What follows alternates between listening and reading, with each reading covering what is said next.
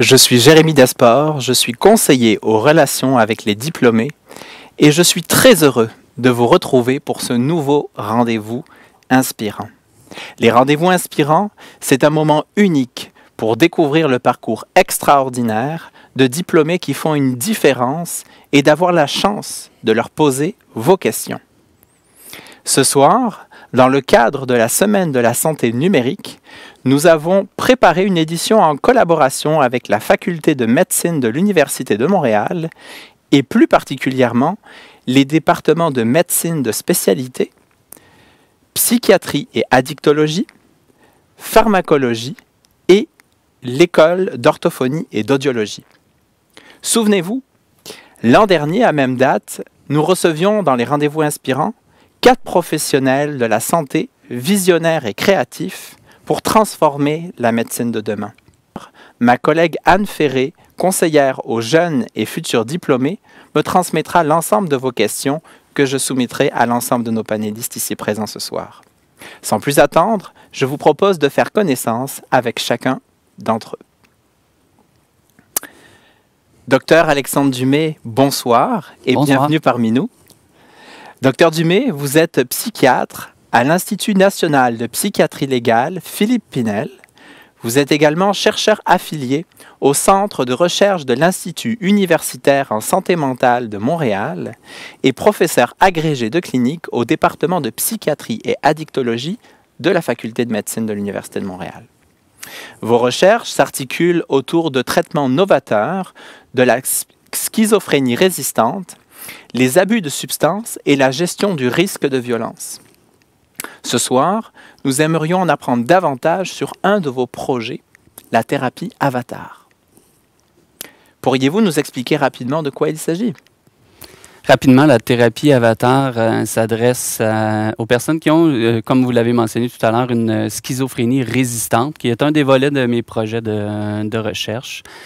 On s'adresse plus particulièrement à ces personnes-là qui ont des hallucinations auditives qui vont résister au traitement pharmacologique usuel. Donc, les personnes vont avoir reçu au moins 2 antipsychotiques à dose adéquate, mais malheureusement, ils vont continuer à avoir des hallucinations auditives.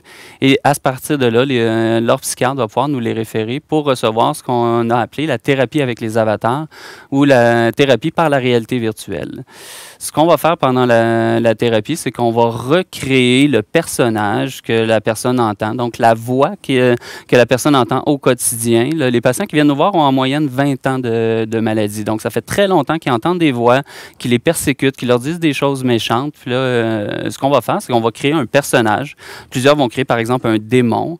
Puis ils vont rentrer en relation avec ce démon-là. Puis l'objectif, ce n'est pas de les traumatiser, bien sûr, c'est qu'ils puissent aller beaucoup mieux après avoir rencontré ce personnage-là que je contrôle.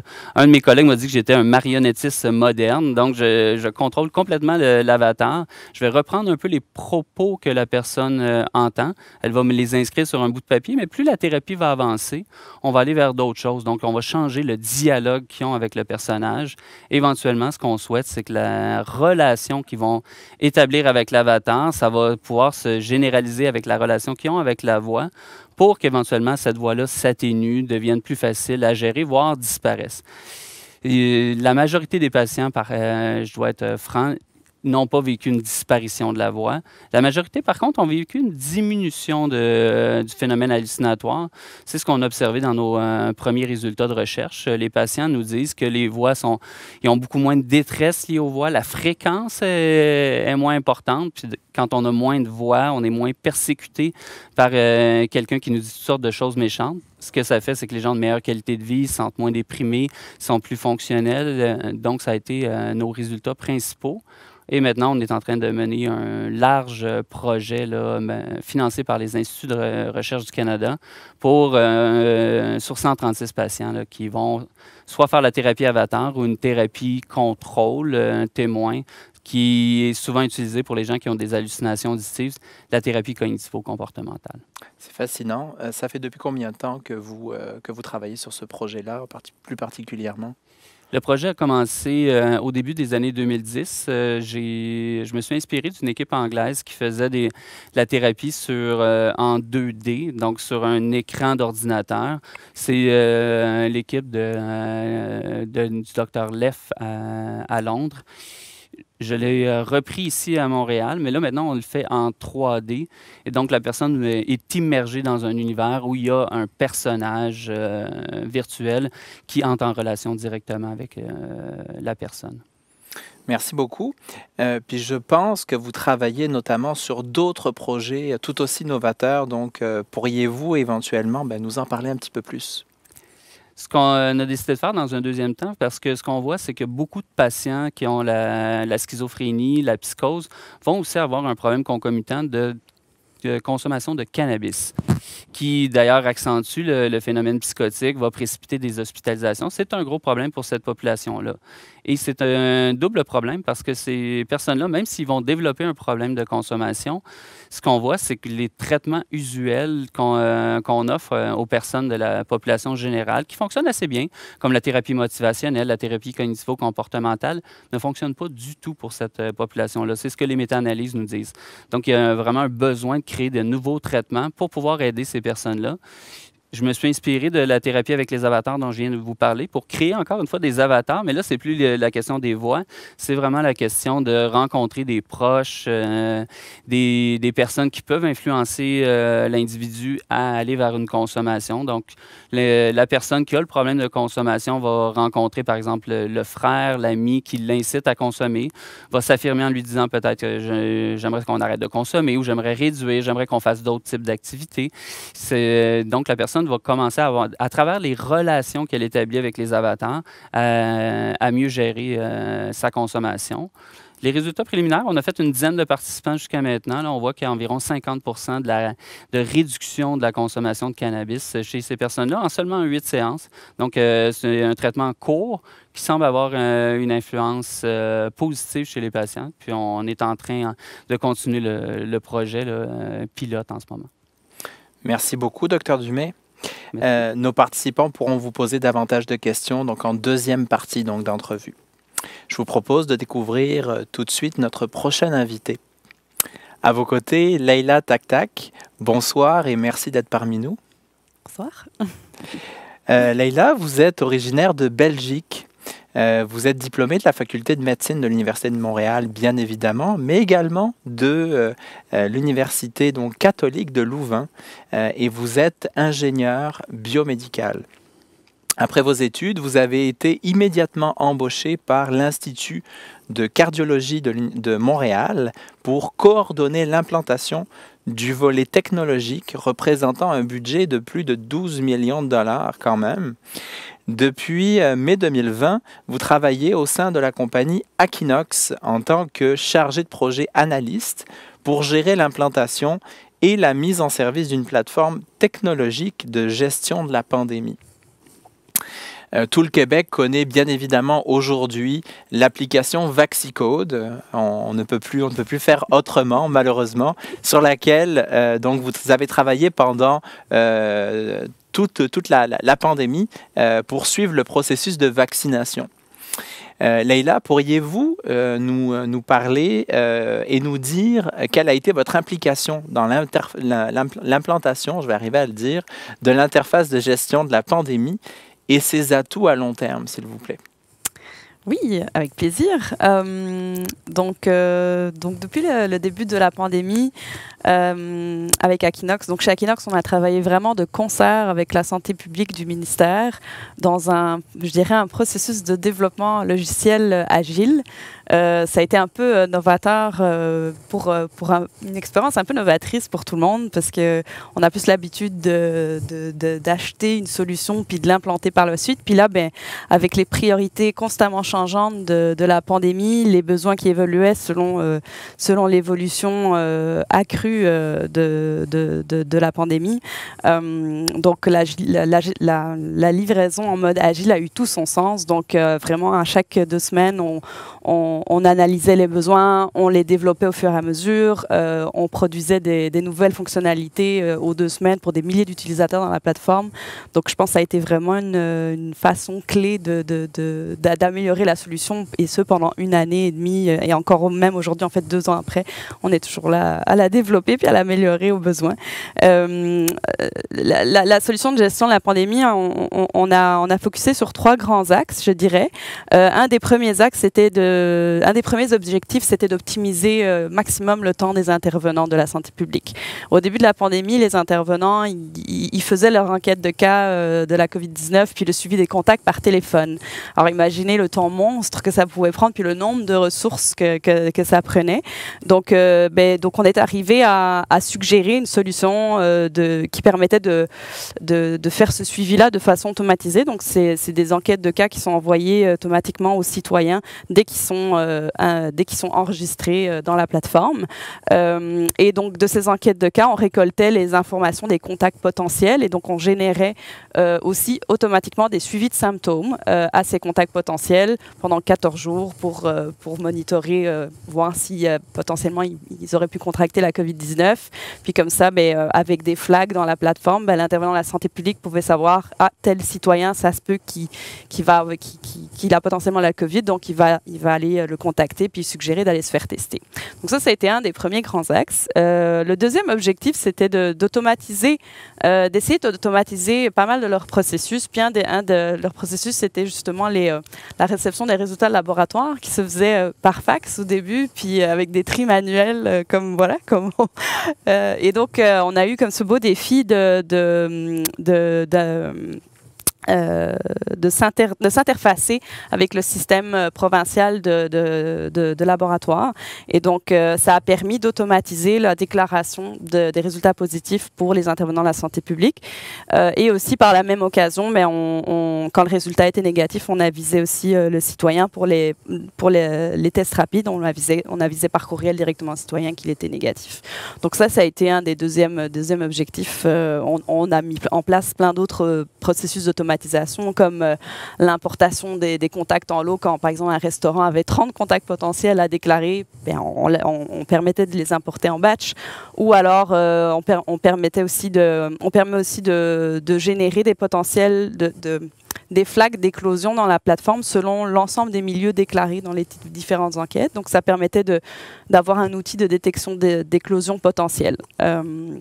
Et après ça, l'autre grand axe sur lequel on a travaillé tout récemment, c'est tout l'aspect accès aux citoyens, donc avec le portail libre-service pour l'accès à la preuve vaccinale, l'application VaxiCode que tout le monde connaît, et donc on prévoit encore améliorer je dirais l'accès aux patients plus dans l'outil de gestion pandémique, peut-être en permettant de configurer de paramétrer les consignes que la santé publique veut transmettre aux citoyens selon les cas de figure. Donc c'est tout de la paramétrisation qu'on essaye d'améliorer au fur et à mesure dans notre solution. Donc voilà. Merci beaucoup. On a du mal à réaliser justement toute la machinerie qu'il y a justement derrière, justement pour prendre soin des patients. Puis vous le disiez justement, faire le deuil du fax. Je pense que c'est la meilleure chose qu'on a fait actuellement dans notre virage numérique. La même question, Leïla, que j'ai posée au Dr Dumais avant vous. Quels sont les projets novateurs sur lesquels vous travaillez actuellement? Oui, alors maintenant j'ai transité plus sur un autre projet qu'on a démarré depuis 1 mois. Donc c'est sur notre plateforme de soins virtuels. Donc à nouveau avec le ministère, on a démarré un nouveau contrat avec eux basé sur notre solution qu'on a déjà en place, mais qu'on va améliorer aussi de concert avec le ministère pour tout ce qui est tout ce qui touche à la téléconsultation puis les soins virtuels. Donc on on focus sur la téléconsultation synchrone et asynchrone. Donc, synchrone, c'est vraiment quand le patient et le médecin spécialiste interagissent ensemble, soit sous forme de vidéoconférence ou d'échange. Ça peut être aussi de généraliste à spécialiste. Puis alors, donc l'autre morceau, c'est la téléconsultation asynchrone. C'est vraiment des échanges d'informations asynchrones par messagerie ou par formulaire échangé. Donc l'autre objectif de cette solution, ça va être aussi au maximum de centraliser l'information clinique et de permettre la collaboration entre les différents intervenants qui tournent autour du patient, mais aussi la collaboration avec le patient même. On prévoit d'améliorer notre portail patient à nouveau, qui lui va être plus centré sur le suivi de son plan de traitement, le suivi de ses demandes, permettre de communiquer directement soit avec son généraliste, soit avec le spécialiste en lien avec sa demande sur sa problématique. Donc, c'est tous des objectifs qu'on a dans cette solution. Donc, ça va être aussi un projet sur 2 années qu'on va travailler avec le ministère pour après être en opération pendant plusieurs années. Là. Donc, ce n'est pas quelque chose qu'on va voir rapidement. On a déjà une mise en ligne de prévue en février. Donc, on cible la télédermatologie dans un premier temps. Donc, vu qu'on travaille en agile, en fait, notre solution évolue à chaque 2 semaines, à chaque mois, et on va intégrer différentes spécialités au fur et à mesure. Donc, excellent. Merci beaucoup pour cette primeur. On est très choyés. Merci Leïla. Nos participants, encore une fois, pourront donc vous poser donc des questions donc un peu plus précises donc en deuxième partie donc de cet entretien. Je vous propose maintenant de faire connaissance avec notre prochain invité, le docteur Quoc Nguyen. Donc, bonsoir et merci d'être avec nous ce soir. Docteur Nguyen, vous êtes interniste en gériatrie, épidémiologiste et chercheur au centre hospitalier de l'UDM, mieux connu sous le nom du CHUM. Vous êtes diplômé de l'UDM en médecine 2011, pédagogie des sciences médicales 2015 et gériatrie 2017. Et vous êtes également professeur adjoint au département de médecine de la faculté de médecine de l'Université de Montréal. Durant la première vague de la pandémie, vous avez également occupé les fonctions de président du comité d'experts pour coordonner la lutte contre la COVID-19 dans les milieux de vie auprès des aînés du Québec. Vos recherches portent notamment sur l'étude de la vulnérabilité des personnes âgées et comment la technologie peut les accompagner et mieux les aider. Vous travaillez aussi comme expert médical donc dans une start-up qui se prénomme donc Eugéria, une start-up fièrement québécoise qui soutient les personnes atteintes d'Alzheimer et leurs proches avec des outils numériques pour faciliter leur quotidien.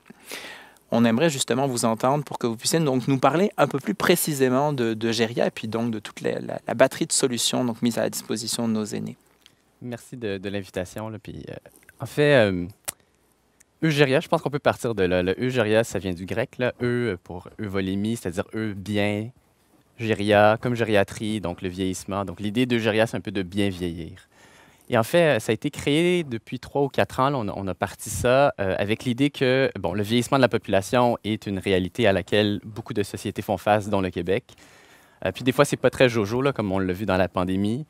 Mais la vérité, c'est que c'est une vraie réalité. Et peu importe ce qu'on fait, dans les 10 prochaines années, il va y avoir, on dit, autour de 500 000 Québécois de 65 ans et plus. Donc, qu'est-ce qu'on fait? On est gériatre, on est content, on voit les patients, on les aide, on voit les familles, on les aide.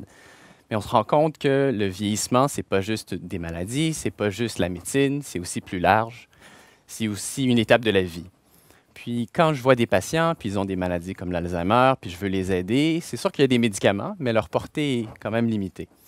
Ce qu'on sait, c'est que les proches ont un rôle extrêmement important et tout ce qui est extra-médical, donc ce qui se passe dans le quotidien, là, est-ce qu'on mange bien, est-ce qu'on est soutenu, est-ce qu'on est rassuré, est-ce qu'on est inquiet, est-ce qu'on est orienté, tout ça, c'est un rôle extrêmement important. Puis, la médecine, ça aide, les soins, les services sociaux aident, mais après ça, il y a peut-être plus. Puis la vérité, c'est qu'il y a une autre tendance extrêmement importante dans notre société, c'est le vieillissement. Et avec le vieillissement, vient un changement démographique où il y a peut-être pénurie de personnel, rareté de main-d'œuvre, puis on le voit là, à l'hôpital, un peu partout dans l'économie. Et après ça, on se dit, si on n'a pas plus d'humains, mais on a plus d'humains dont il faut s'occuper, qu'est-ce qu'on fait? Puis c'est là on se dit, il y a la technologie. Et la technologie, on se dit, ben, c'est très bien, mais quelle est-elle? Puis on se rend compte que pour nous, ce qui est technologique est peut-être très différent de ce qui est une technologie pour une personne âgée. Et il y a peut-être une façon de démocratiser et d'amener certaines technologies pour les personnes âgées et leurs proches. Puis c'est ça la mission d'Eugéria. Puis pour le faire, bien, en fait, on va un peu à l'international, on trouve des innovations, puis après on les démocratise, on les traduit en français quand elles n'existent pas. Puis je peux vous donner des exemples, comme il y a des tables qui utilisent un peu comme les Kinect, là, les jeux vidéo, un peu pas nécessairement de la réalité augmentée, mais pas loin, qui sont adaptés à des personnes qui souffrent de troubles cognitifs. Donc c'est très lent. Pour nous, ça a l'air trop lent, mais c'est la bonne vitesse pour les personnes âgées. Un autre exemple, c'est qu'il y a des affaires aussi bêtes qu'une horloge, mais très grand, qui dit la date, l'heure, le jour.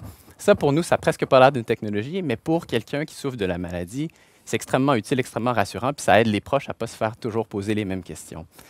Donc, puis dans le fond, l'objectif d'Eugéria aussi, on est assez large, c'est que les personnes âgées, elles ne sont pas juste à la maison, elles ne sont pas juste en institution.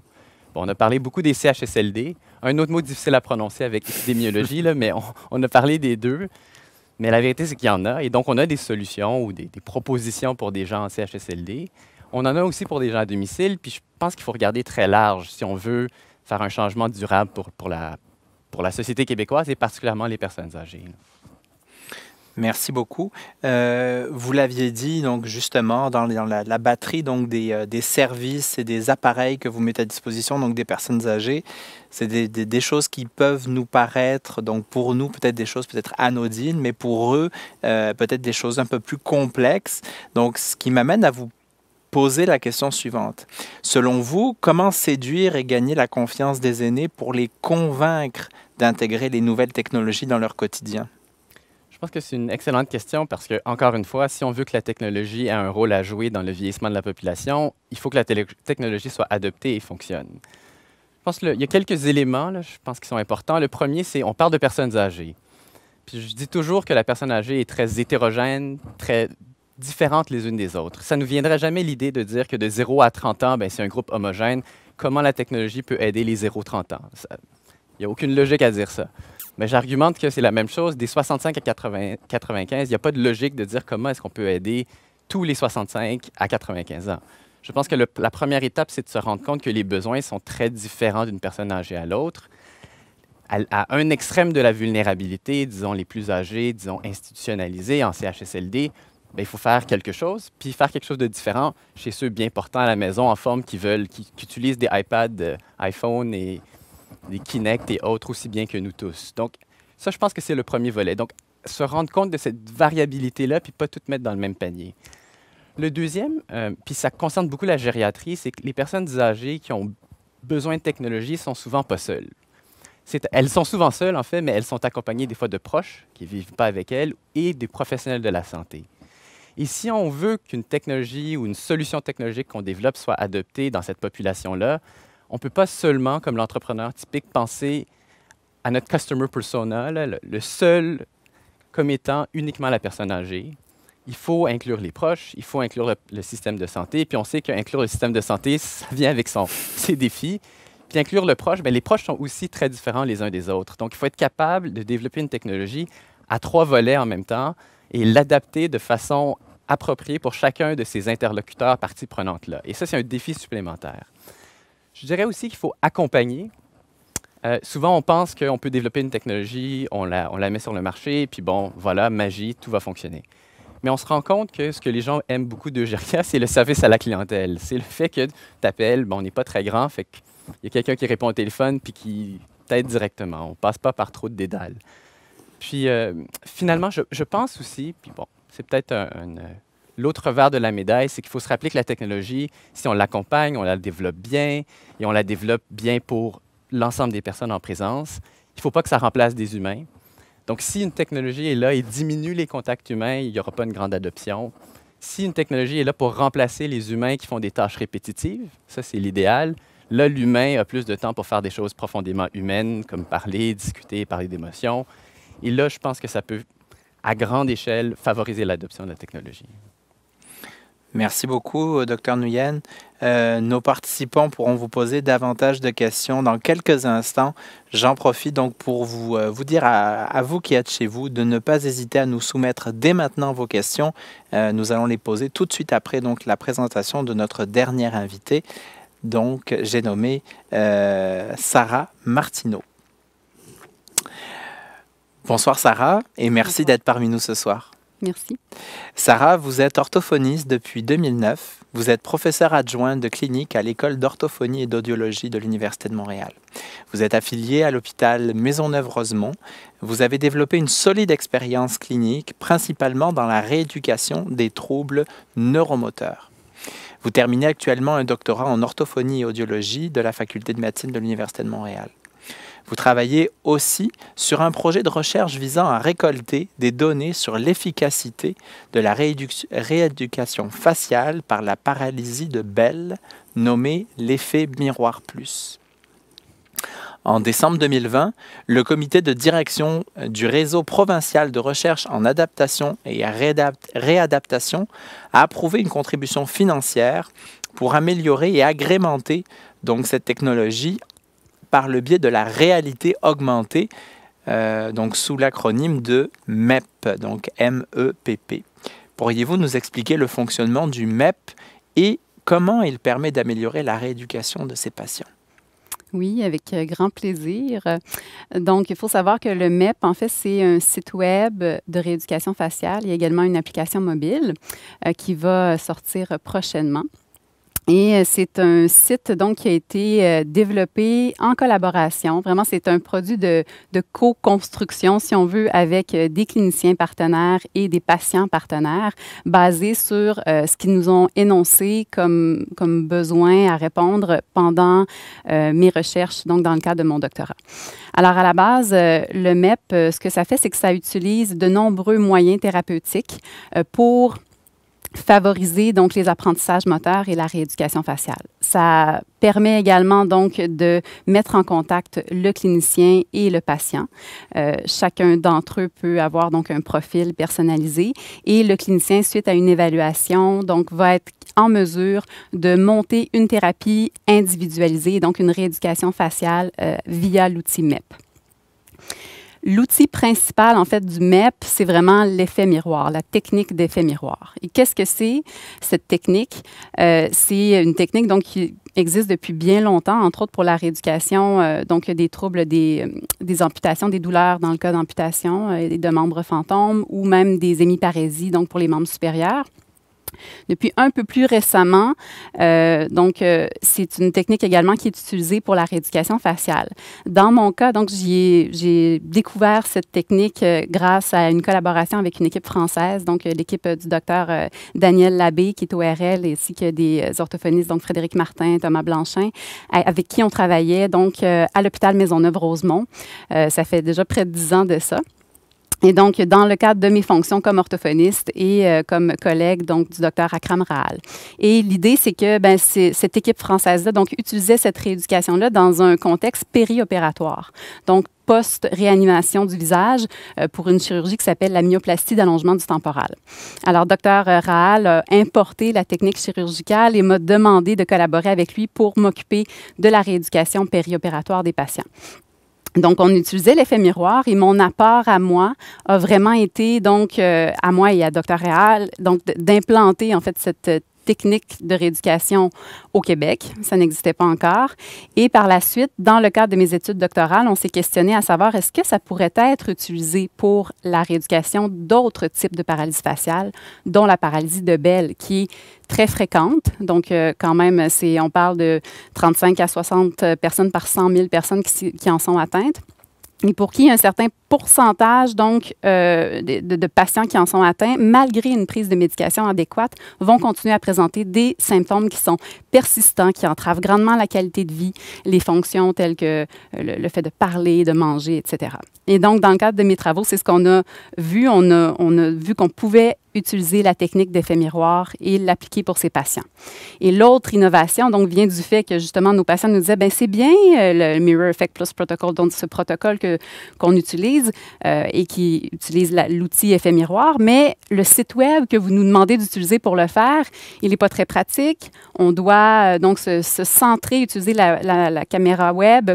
Et c'est une technologie de duplication du visage qui est par axe central. Donc, c'est vraiment, il fallait que les patients se concentrent pour garder une posture très, très droite, sans quoi le visage devenait déformé pendant qu'ils faisaient les exercices. Et c'est là que, donc, avec notre équipe de recherche et des collaborateurs en technologie d'information, on a eu donc l'idée d'implanter la réalité augmentée en tant que technique de réduplication du visage. Et voilà, donc le MEP est né, en fait, de ce travail commun. Merci beaucoup, Sarah. Outre donc le MEP dont vous venez de nous présenter le concept, est-ce courant d'utiliser des applications technologiques donc dans la rééducation des patients ou des traitements en orthophonie et audiologie? C'est une belle question. Donc, je suis vraiment heureuse que vous me posiez cette question-là parce que la réponse, c'est oui, évidemment. Donc, on est une petite communauté, mais on est une communauté qui est très créative. Et donc, ne serait-ce qu'à l'Université de Montréal, à proprement parler. Donc, j'ai plein d'idées qui me viennent en tête. Donc, les travaux de Dr. Ansaldo, par exemple, qui ont permis la création d'un outil, une application qui s'appelle Compa pour communication proche aidant, qui va permettre donc à des personnes atteintes de maladies, justement, de troubles neurodégénératifs, de mieux communiquer avec leurs proches aidants. Il y a également les travaux de Dr. Claire Croteau, donc qui est en collaboration avec l'IRGLM. Ils sont en train de développer donc un circuit de rééducation de la communication qui utilise différentes applications de stimulation langagière et même du chant parce que c'est une forme de communication pour certaines personnes. Il y a également, donc, je pense à Ingrid Verduick qui va utiliser Bridge to Practice, qui est une application australienne, mais très, très à propos en pédagogie et en sciences de la santé.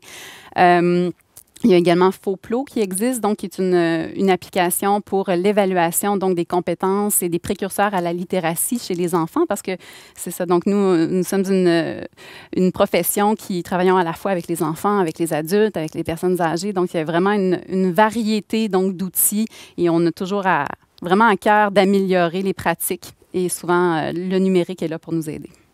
Absolument. Puis ça rejoint un peu ce qu'on discutait avec Dr. Nguyen, justement, avec toutes les applications qu'on peut utiliser sur les tablettes intelligentes, justement, pour les aînés, mais aussi pour nos jeunes, bien évidemment, pour essayer de joindre donc, le ludique aussi à la rééducation. Donc, tout à fait. Merci infiniment. Merci à vous quatre donc pour cette première partie puis ces premières questions. Dans quelques instants, je vais vous soumettre donc les questions de nos participants. Mais tout de suite, j'aurai encore donc 2 questions à vous poser cette fois-ci. Donc, je vais vous inviter à prendre donc la parole à tour de rôle pour vous exprimer. Alors, la première, c'est pensez-vous qu'une formation entrepreneuriale en parallèle de ces études de médecine serait un atout pour la relève en santé de demain? Commençons par vous, Dr. Dumais.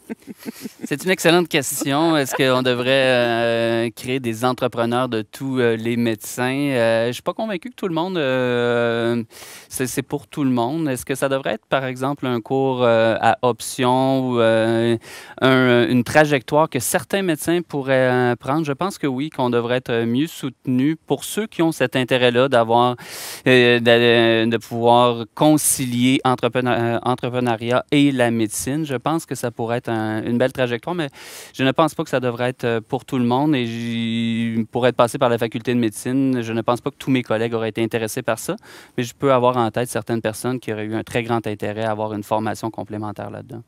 Merci. Justement, Dr. Nguyen, vous qui avez justement la fibre entrepreneuriale, donc avec Egeria, qu'est-ce que vous en pensez?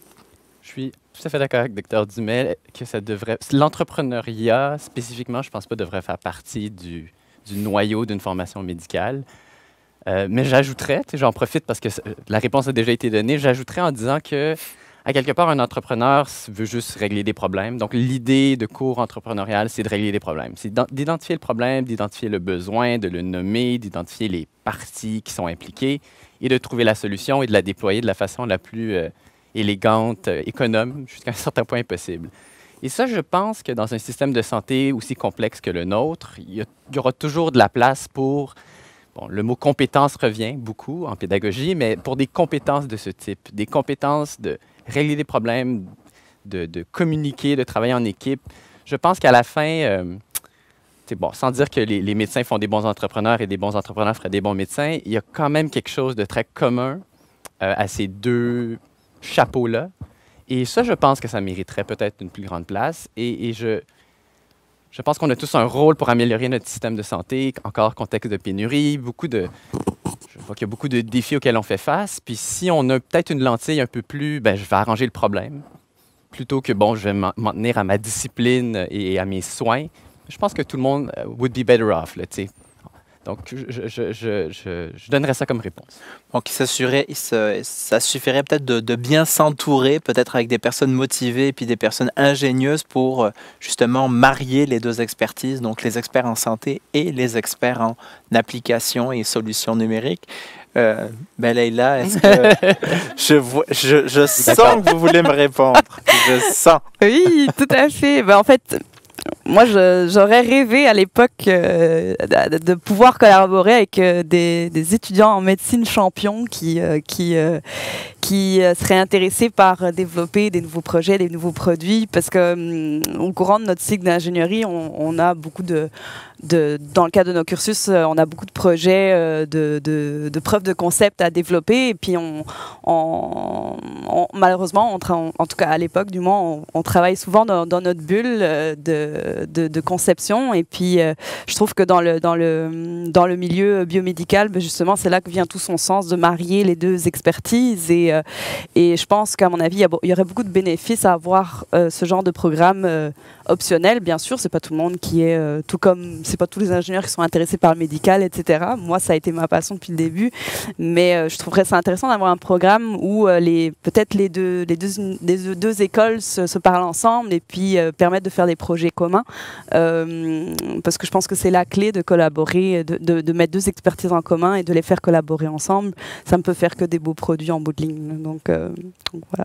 Merci beaucoup. Est-ce que Sarah, vous vouliez ajouter quelque chose? J'abonde dans le sens de mes collègues. Donc, pour moi, d'entendre ça, donc oui, ce serait probablement un plus que d'avoir donc des outils, mais pour les gens qui sont intéressés et qui en ressentent l'appel, parce qu'évidemment, je pense que l'intérêt et la passion sont quelque chose de très, très important. Puis, on a par ailleurs quand même des cursus et des curriculums, disons, assez remplis, avec donc des étudiants qui sont déjà sous pression quand même pour se maintenir à jour dans des connaissances en médecine qui changent à vitesse grand V. Donc, c'est sûr qu'il y en a pour qui, je pense, simplement se concentrer à devenir un bon clinicien, un bon médecin. C'était mon cas. Donc, on m'aurait dit il y a 10 ans que j'allais développer une application, que j'ai besoin d'avoir des habiletés entrepreneuriales. Je pense que je n'y aurais pas pensé, je n'y aurais pas cru moi-même. En étant dedans maintenant, donc je vois l'utilité de certains outils et de ressources. Donc, oui, comme tout le monde dit, mais sans le one size fits all. Ce ne serait pas ça. Ce serait vraiment optionnel.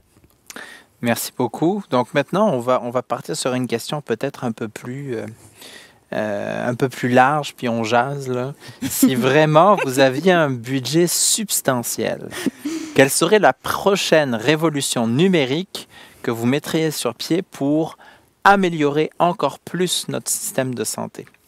Je vais vous poser la question à tour de rôle, puis on va commencer par vous, mesdames. Donc, Sarah, je vous redonne la parole. Je pense que je suis évidemment influencée. Je ne sais pas si... En fait, je suis évidemment biaisée et influencée par mes intérêts, là, encore une fois. Donc, c'est sûr que j'ai toutes sortes d'idées, ne serait-ce que pour mon outil. Je ne sais pas si ça qualifierait comme une révolution pour le système de santé. Les paralysies faciales, donc, il y en a quelques-uns, mais une chance, ce n'est pas tous les patients, puis c'est relativement restreint. Mais évidemment, donc, moi, j'ai le désir de développer encore davantage cet outil, coller encore plus avec tout ce qui est problème fonctionnel qu'on appelle. Donc, la réalité, c'est qu'il y a des patients qui développent des difficultés telles que des syncinésies, par exemple. Donc, ce sont des co-contractions, des mouvements qui sont aberrants, difficiles, puis ça se produit à tout moment, quand ils parlent, quand ils mangent. Et ça, c'est très difficile à travailler, donc, et à s'assurer d'avoir une généralisation, en fait, quand on travaille là-dessus. Donc, j'aimerais creuser avec un budget, donc, et faire du MEP, donc un outil qui va permettre d'aller aider les patients avec ces problématiques, mais également donc étudier des paralysies faciales d'origine centrale et toutes sortes de choses. Donc ça, c'est l'idée qui me vient avec un beau budget pour disons, poursuivre mes projets. Merci. Leïla? Oui, c'est sûr, je vais être un petit peu biaisée aussi, mais quand même aller assez large. Parce que ça correspond exactement à la réflexion produit dans laquelle on est en ce moment chez Akinox. Puis c'est drôle parce qu'on a fait l'exercice, voilà, 6 mois, de faire un peu un brainstorm de valeurs ajoutées qu'on pourrait apporter et comment faire évoluer notre produit. Et donc, moi, dans ma tête, j'imaginais beaucoup vraiment essayer de centrer notre produit sur le patient, puis toutes les équipes, l'équipe multidisciplinaire aux alentours de son traitement. Et moi, je vois vraiment des défis. C'est pas tant révolutionnaire, c'est qu'il y a encore tellement de choses à améliorer dans ce qu'on a aujourd'hui. Mais je vois, les gros défis que je vois, c'est beaucoup de diversité dans les systèmes informationnels disponibles dans les établissements ou en dehors des établissements. Beaucoup de pertes d'informations et un gros manque de centralisation de l'information, donc ce qui rend difficile l'accès, puis la collaboration et la coordination entre tous ces intervenants.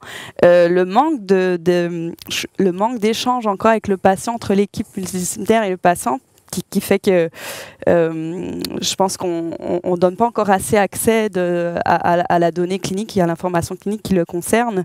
Et donc, pour tout ça, moi, je rêverais d'un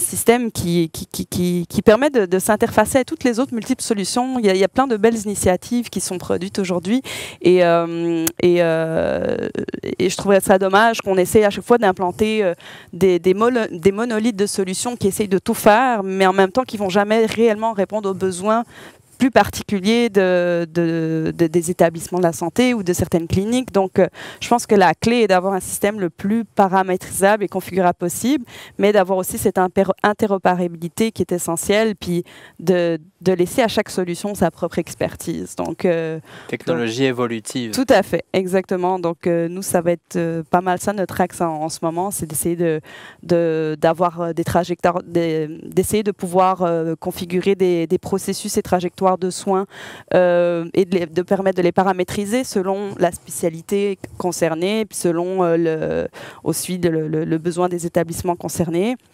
Et d'essayer de jouer au maximum sur l'interopérabilité. S'il y a par exemple un système de centralisation de prise de rendez-vous, on va essayer de s'interfacer avec et non pas de réinventer la roue. Donc c'est vraiment... Ce serait ça, personnellement, mon rêve de produit. Merci.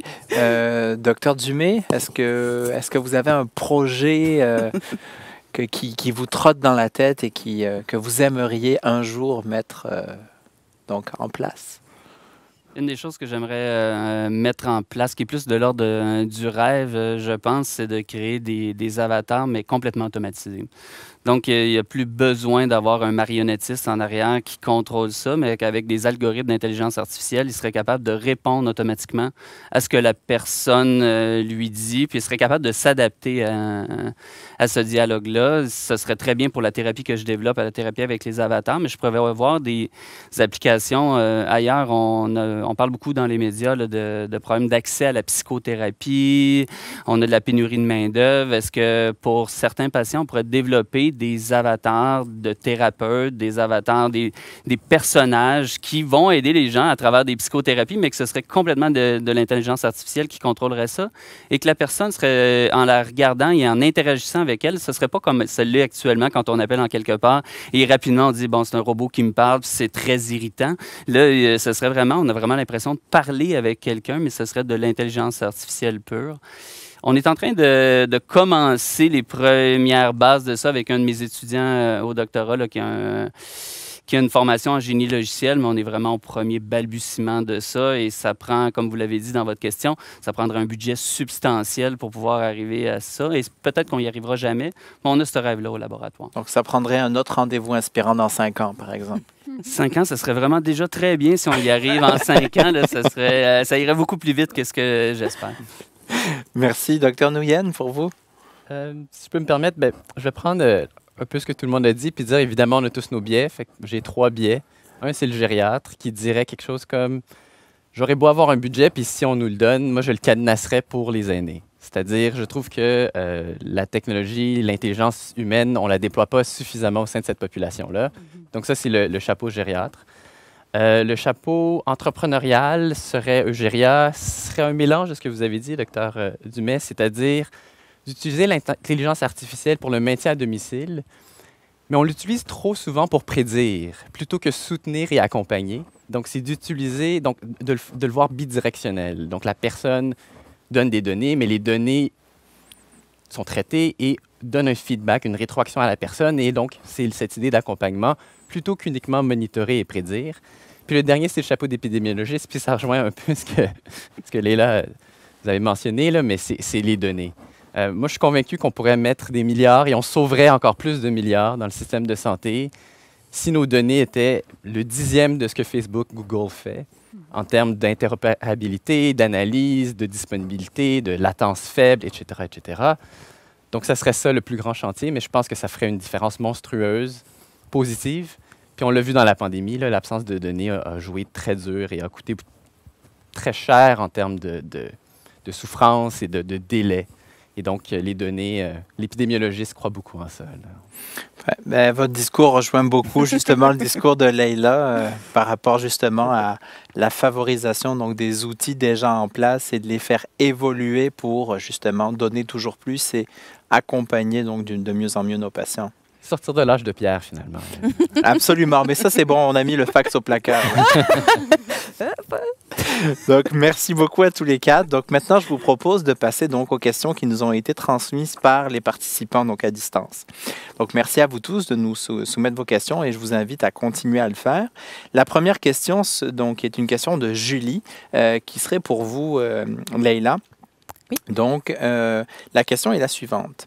Madame Tac-Tac entend en lien avec le nouveau projet de plateforme de soins virtuels. Avez-vous des pistes de réflexion ou de solutions prometteuses pour pallier aux défis reliés à la téléconsultation avec des patients allophones? Je vous avouerai qu'on sait pas, on est vraiment en début de projet, donc on s'est pas encore penché sur la question. On y va vraiment spécialité par spécialité. Donc pour le moment, on est très centré sur le besoin de la télédermatologie. Mais donc j'imagine ça va venir au fur et à mesure de l'évolution du projet là. Donc je m'excuse vraiment là, de pas donner une réponse très concrète là-dessus pour le moment. Merci André. Une question pour vous, docteur Dumais. Donc la question qui nous provient de Hasard. Je me demande quels sont les enjeux éthiques que cette thérapie pourrait soulever. Est-ce que, par exemple, si dans le but d'une thérapie, si le but de la thérapie est atteint, dans le cas de la rééducation de consommation au cannabis, la personne pourrait-elle développer une forme de dépendance avec des personnes dans la VR, donc j'imagine la réalité virtuelle? Je dirais que les gens, jusqu'à maintenant, ce qu'on a observé, c'est que le phénomène de dépendance ne s'est pas mis en place avec les personnages virtuels. Est-ce que les gens, quand la thérapie se termine, vont vivre un deuil? Dans n'importe quelle psychothérapie, les patients, quand la thérapie se termine, souvent, là, ils vont vivre un certain deuil parce qu'il y a le soutien, l'aide, l'affirmation personnelle qui peuvent venir chercher avec le thérapeute. Ça, quand ça s'arrête, c'est pas facile, puis c'est adressé à la fin de la thérapie. Donc, c'est l'avant-dernière, la dernière séance, j'aborde avec les patients que la thérapie va bientôt terminer, puis qu'on doit commencer à en parler, puis qu'eux-mêmes vont devoir vivre leur quotidien avec les acquis qu'ils ont faits durant la thérapie. Mais c'est une bonne question. C'est une préoccupation qu'on doit avoir comme psychothérapeute, que la thérapie se termine et l'annoncer aux patients et non pas à la dernière minute de la dernière thérapie. Puis là, le patient reste un peu surpris, là. Merci. La prochaine question qui nous vient de Ariane, je pense, s'applique donc à vous quatre. Donc, quels ont été ou quels sont les plus grands obstacles, difficultés que vous auriez rencontrés dans l'implantation de vos différents projets? Donc, je ne sais pas qui est-ce qui peut se lancer. Je peux commencer, Leïla? je dirais la gestion du changement. Je pense que c'est un défi que n'importe quelle personne qui est impliquée dans l'implantation d'une solution vit, surtout quand il y a déjà une solution existante en place puis qu'on vient un peu changer toutes ces belles habitudes. Bon, en général, s'il y a un changement qui est nécessaire, c'est que l'ancienne solution ne correspondait pas tout à fait aux besoins. Donc, mais il y a quand même des habitudes qui sont prises et puis des processus aussi terrain qui sont mis en place. Et c'est vraiment d'où vraiment l'importance. Quand on développe une nouvelle solution, oui, c'est bien beau d'innover, d'être visionnaire, mais il faut aussi y aller en itératif parce que, dans le fond, c'est là où toute l'agilité prend tout son sens. Il faut y aller au fur et à mesure d'aussi recevoir le feedback aussi des personnes qui utilisent la solution, puis voir comment les choses peuvent s'améliorer et évoluer pour avoir une transition plus... je dirais moins abrupte, on va dire, pour passer d'une solution à une autre. Et ça a été un énorme défi dans le cadre de la solution de gestion de la pandémie. Puis au début, ça a été tout un obstacle pour faire embarquer les gens. Puis au fur et à mesure, à force d'améliorer aussi la solution au fur et à mesure et puis d'amener, de faire valoir aussi les bénéfices au fur et à mesure, ça a été vraiment un beau chantier, je dirais. Merci. Oui, Sarah. Je peux peut-être prendre la balle au bon. Donc, dans mon cas, par exemple, on est rendu à une étape transitoire. Je dirais qu'on a un premier produit qui est très intéressant, donc avec la réalité augmentée, donc de nombreuses fonctionnalités. On a réussi à obtenir du financement donc pour ce développement. Et maintenant, on est rendu à une étape où on doit en assurer la pérennité. Et ça, je pense que c'est un défi en termes de récolte de fonds bailleurs, de fonds comme entrepreneurs, comme personnes qui désirent faire vivre donc une solution. Les mécanismes de financement sont très peu orientés vers le maintien et la pérennité des services, plutôt vers le développement. Et donc, ça, je pense que c'est un défi. C'est peut-être une approche qu'il faudrait revoir parce qu'on a, je pense, plein de très belles solutions qui sont disponibles et qui, malheureusement, meurent au feuilleton, peut-être parce que, faute de fonds, de poursuivre, c'est ça, donc, ils permettent de faire vivre en s'adaptant parce que la technologie, ça change constamment. Donc, il faut évidemment faire des mises à jour, il faut être capable, donc, d'offrir un service à la clientèle. Merci. En fait, Dr. Nguyen? j'allais dire s'adapter, mais vous l'avez mentionné, là, effectivement, je pense que s'adapter est un grand défi.